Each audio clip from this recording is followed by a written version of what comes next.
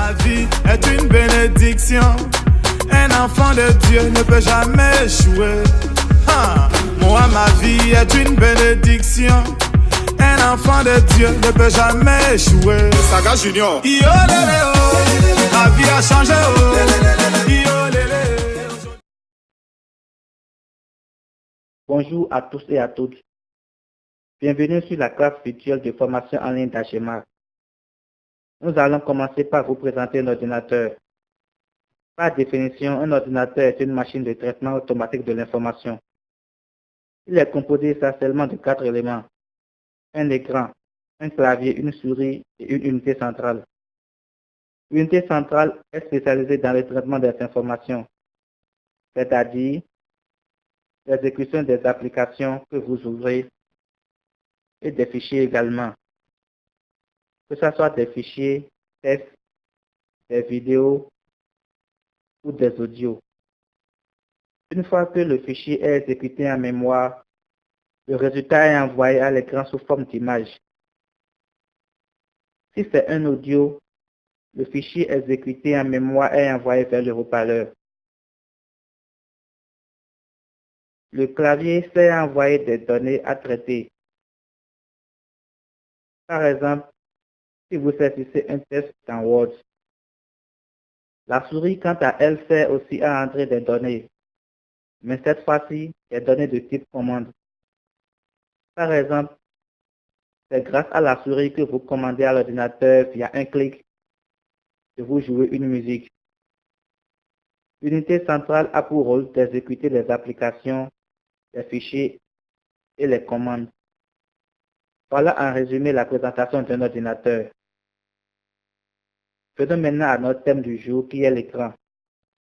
Le mot écran signifie en général serverie de sortie graphique. Le graphisme est l'affichage d'informations sous forme visuelle. Nous distinguons deux types d'écrans. Les vieux écrans cathodiques ou CRT, cathode de rail tube, qui n'existent plus aujourd'hui, et les écrans plats. Les écrans plats se divisent en écrans LED, Light Emitting Diode, et LCD, Liquid Crystal Display. Il existe aussi une troisième catégorie qui a disparu du marché, qui est l'écran plasma. Un écran plat contient la dalle, qui est la partie vitrée affichant l'information, et le circuit graphique, qui convertit les bits reçus de l'unité centrale en pixels affichables à l'écran, c'est-à-dire sur la dalle. La dalle est une superposition de verres microscopiquement conçus. Maintenant, nous allons voir comment les images sont affichées à l'écran. Chaque bit reçu par le circuit graphique depuis l'unité centrale est converti en coordonnées graphiques. Et à chaque coordonnée graphique est affecté un pixel. Un pixel est la plus petite cellule d'affichage de l'information sur un écran. Un pixel peut prendre toutes les couleurs au monde. Ceci est possible par la combinaison des 3 couleurs de base qui existent en informatique. Il s'agit des couleurs rouge, vert et bleu. En anglais, red, green et blue. Ce qui forme le sigle RGB en anglais et le sigle RVB en français.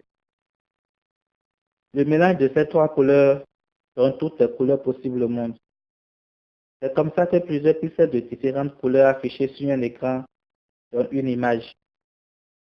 Même une petite lettre affichée à l'écran est un assemblage de plusieurs pixels. À part la technologie utilisée pour la fabrication de l'écran, il est important de tenir compte de sa densité en pixels. La mesure de la diagonale d'un écran détermine le nombre de pouces. Un pouce fait 254 cm.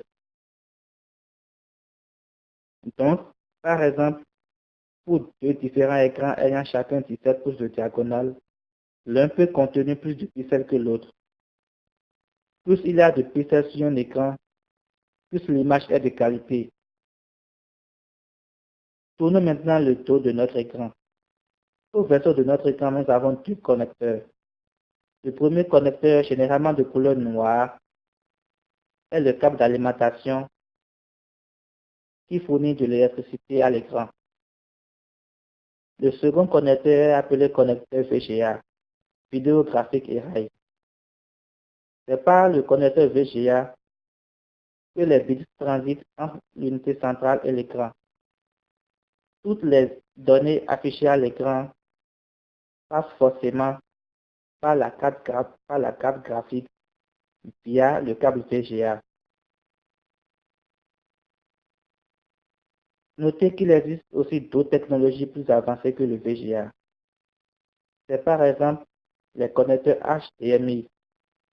Ces connecteurs de dernière génération qui sont de couleur blanche ou noire à des moments donnés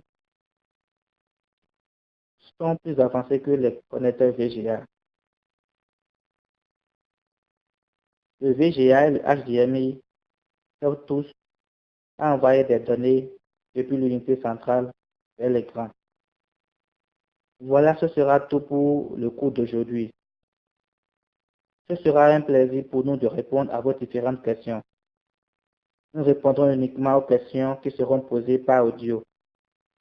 Merci pour votre écoute.